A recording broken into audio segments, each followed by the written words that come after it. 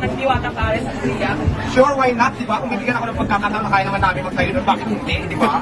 Para matikman naman ng mga Koreano kung paano kasarap ang Diwata Paris overload, lalong-lalo na sa Diwata kung paano masarap. Will you give me a friend? Sure, yes. With discount? Sure, why not? So helpful. Okay, so ano ang formula ng Diwata Paris overload? Bakit may kasila? Siguro dahil na din sa kasipatan ko sa buhay, tapos na malaman naman tayo ng bata, sa kilala tayo sa social media, sa mga vloggers, so kaya siguro gano'n. Kaya mo para lang yung dati sa iyo. So sa first, how did you think of Paris? Sa first, how did you think of Paris? Actually, hindi muna Paris yung tinta ko. Nag-start ako during pandemic sa Garillo Cafe of drinks nila. Dahil nauso yung Paris sa kahiligan ko, sa tulong na din ng friend ko. Kasi dati itong marunong Paris eh.